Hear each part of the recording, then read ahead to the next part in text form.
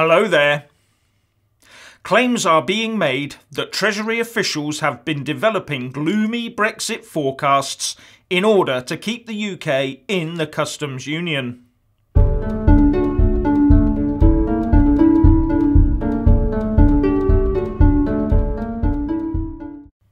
In a very serious and worrying development, the spotlight is shifting away from the leaked Brexit report and the economic gravity modelling used to populate it onto the people who actually write the reports, our traditionally impartial civil service. Ministers have been informed that Treasury officials have developed bleak economic forecasts about Brexit in a bid to try and keep Britain in the customs union, reports the Telegraph.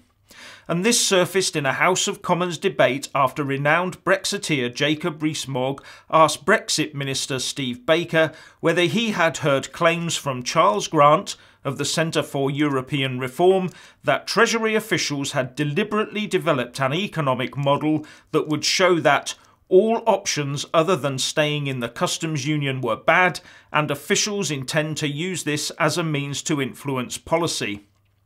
Steve Baker's answer to MPs was that he was sorry to say that my honourable friend's account is essentially correct.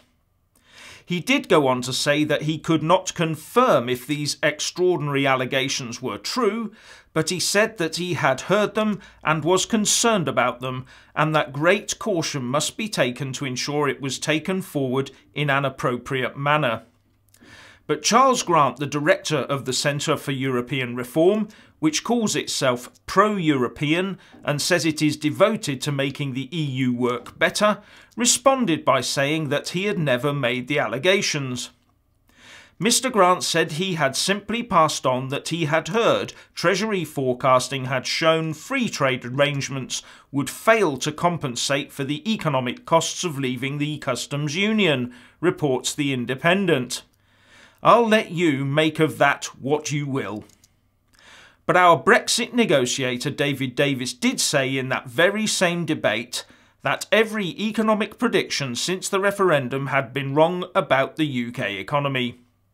Every forecasting model on the performance of the British economy post the referendum by every major organisation, the banks, the government organisations and indeed international organisations has proven wrong, he said. Now on to the PM. On the good side, during her trip to China, Theresa May has promised that the freedom of movement of EU citizens into the UK will cease on Brexit Day, the 29th of March 2019, saying that the people did not vote for nothing to change when we come out of the EU. But The Sun reports she also knew about this controversial Brexit impact dossier before Christmas and gave it the green light. And some see this as a part of a plot to bounce the likes of Boris Johnson and Michael Gove into accepting a soft-style Brexit. Number 10's plan, orchestrated by Cabinet Secretary Jeremy Haywood, was for the Cabinet Brexit War Committee to be shown the grim projections ahead of 2 crunch meetings next week, says The Sun. And a Cabinet source is quoted as saying, "The study is clearly an attempt to bounce Michael and Boris into accepting close EU alignment. It's disappointing that the PM allowed projections as flawed as this to go ahead." Sky reports that the unfinished document will now be made public, with Labour's shadow Brexit Secretary Sir Keir Starmer hailing it as a victory for transparency and accountability. So now we have the prospect of Parliament knowingly debating on an unfinished and therefore incomplete report. Now we're really talking about flawed decision-making.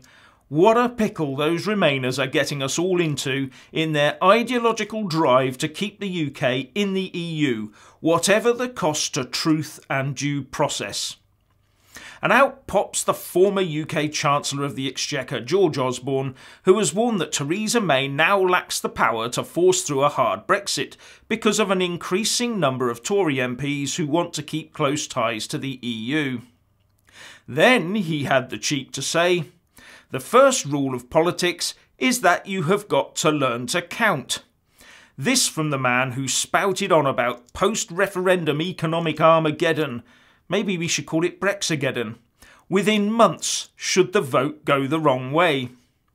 That is going to pose a challenge to the government, of course, but it is also going to empower Parliament, he said. Last time I checked, one of the principal arguments from the Brexiteers is that they wanted more parliamentary sovereignty.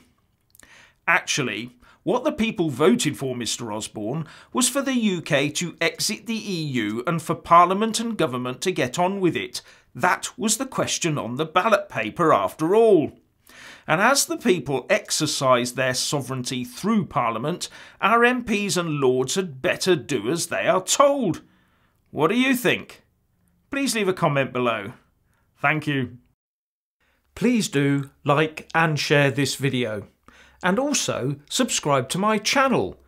And when subscribing, please do remember to press on the little bell next to the subscribe button. That way you'll get an alert every single time I put up a new video. Thank you very much for watching.